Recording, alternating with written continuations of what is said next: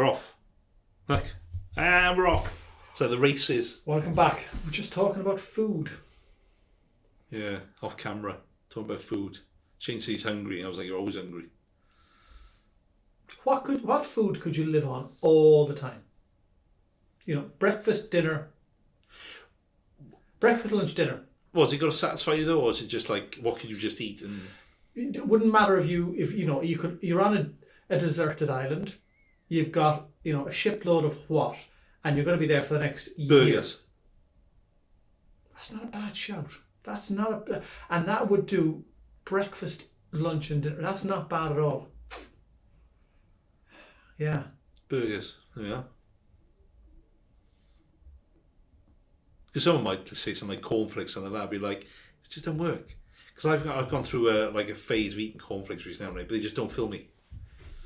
I had cornflakes for breakfast this morning. I'm still hungry already. See, I was going to say porridge, but with porridge, you love your porridge, I love don't my you? porridge. You have to have milk, honey, fruit, granola, whatever it may be. They might not be on the. Well, not everyone does. That might be why it's 1,000 calories a day breakfast.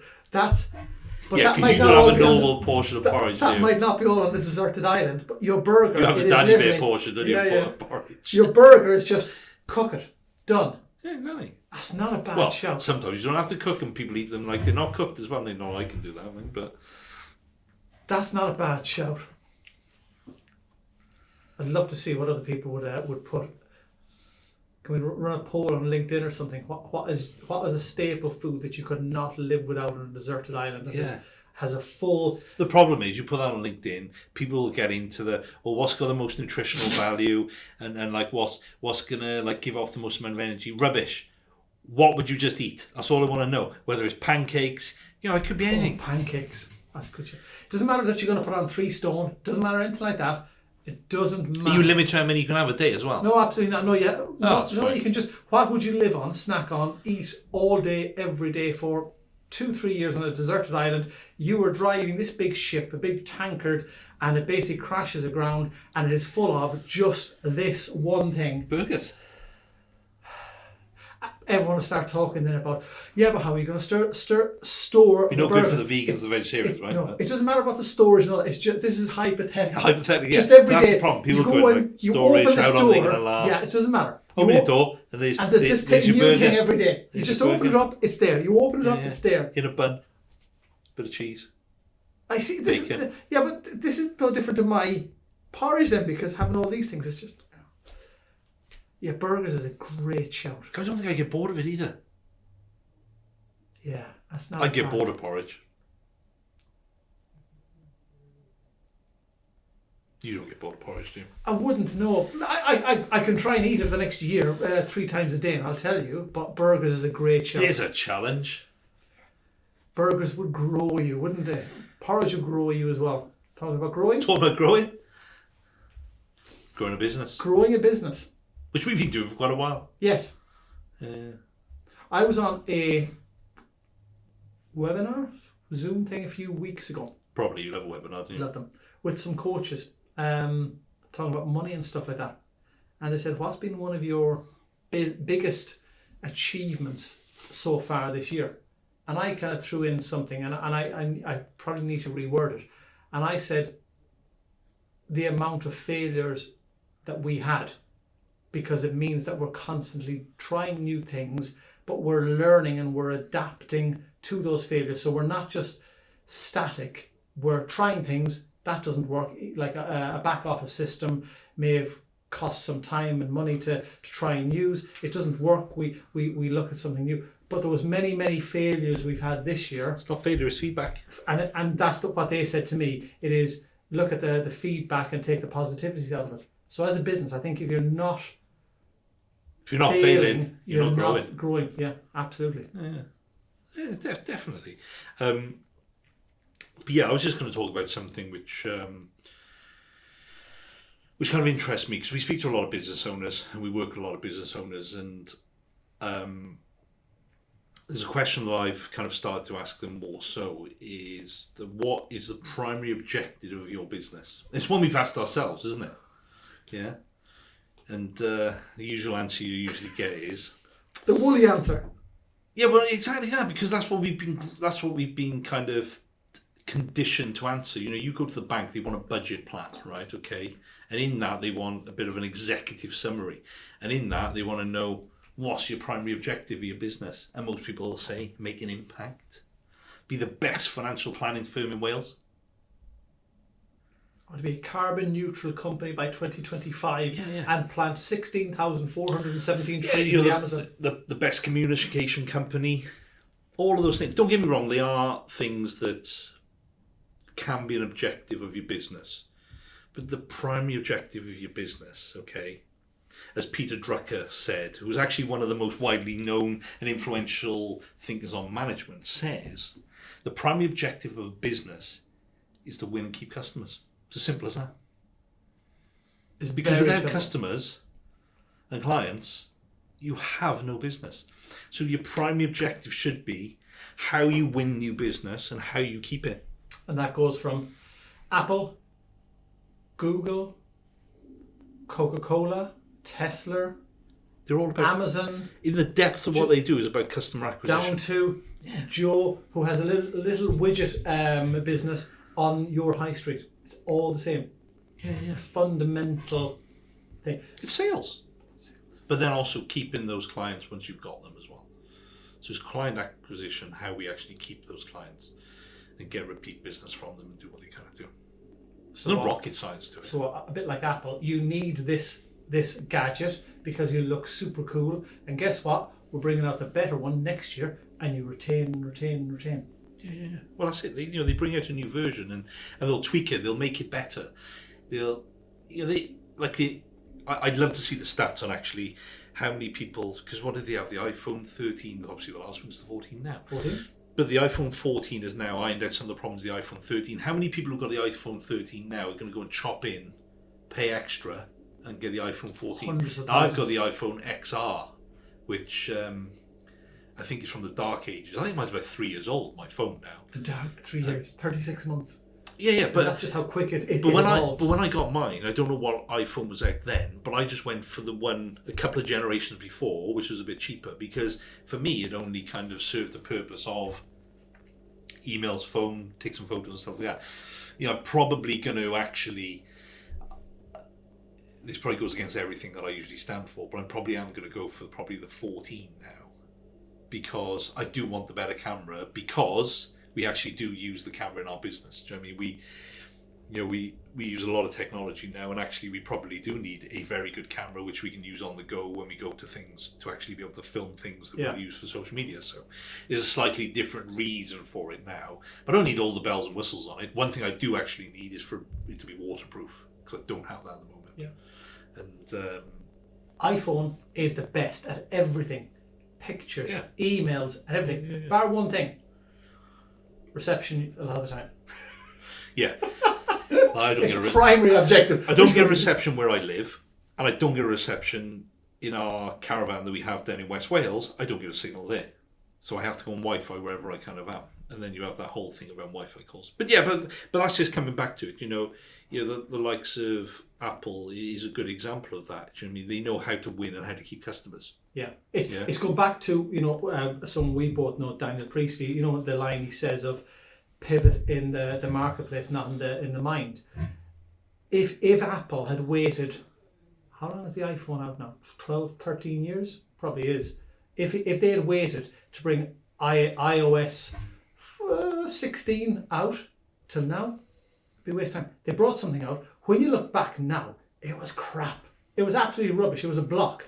But everyone thought it's the best in They've the world. innovated. Yeah, and that's all the businesses need to do They do. is innovate. Like you said, win a customer and then innovate the product, the serving, whatever you're doing, and make it better than it was previously, and continue to make it better and retain those people. And as you're making it better, new people will come along. Apple, best in the world at doing it. But there's a process they follow. Do you know what I mean? They look at who their ideal client is. Yeah, they really Anyone do who's analyse alive. their market.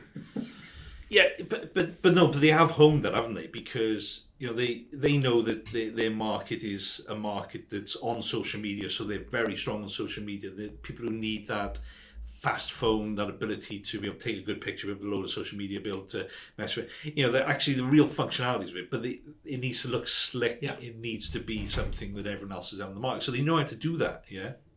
So they know how to answer that question, what is a good client? But that's what the business owners should do. Yeah. Business owners should be looking at, and we've been through this numerous times, and we evolve it all the time. We talk about it. You know, it's no secret how we're growing our business and how it has grown. And you know, we'll release some figures on a podcast towards the end of the year of actually what our last quarter is looking like. We've actually got into real detail in it, following some of the principles that we've actually put into our business. But it is knowing what our client is, what's a good client for us, how we acquiring them, and what our numbers are.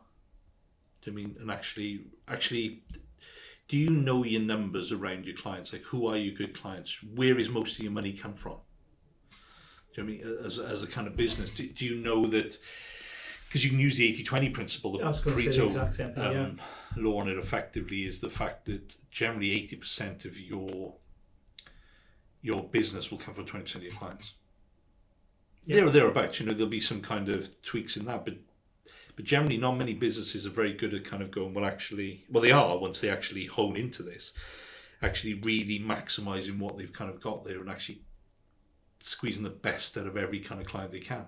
You know, you've used the word squeeze there, and it sounds like the wrong word when it comes to business, because you're trying to squeeze everything. But going back to the Apple story, the iPhone 14 has just come out, I think it was a couple of weeks ago. They've already leaked the next one, which potentially might not be out till next year. And this one now, probably 3 months only, the way they roll them out at the minute. The iPhone 14 has been, the costing for the Pro, whatever it may be, is a 30% more than it was previous, and the next one, the 15. So they know that they're increasing their numbers all the time. They know their demographic. They know who will buy it. They know they can bring in or trade in the phone. The phone kind of still does the same thing every now and again, bar they have this little still makes tweak, phone calls, send messages, still take pictures. and that's kind of it. But they tweak it ever so slightly to make it that bit better than previous, so their offering is better. They retain people, and when they bring out a new one, going, you don't want to have that. You know, their marketing is superb. You're yesterday with this phone. Bring out another one, and it does. You know, the pixels are better on a camera, or you can zoom in 4 times better. They're brilliant. Yeah, and I think that was probably, I had to read through some of the things that it does now, and I think that was what kind of spiked my interest. Was it can do a lot of the things that our SLR camera will do here, and our equipment we actually use here. It'll do a lot of the things we can do on the go. What do we do here in effectively a filming environment? You know, even down to the fact that the lightings and filter the light in, and you can filter things out in the background, which I've never really looked at before, but it now gives you effectively that filming studio in a phone. Yeah. And it's going back to basics as well. It's a communication device, and if the camera's better, communication has gone from verbal to visual.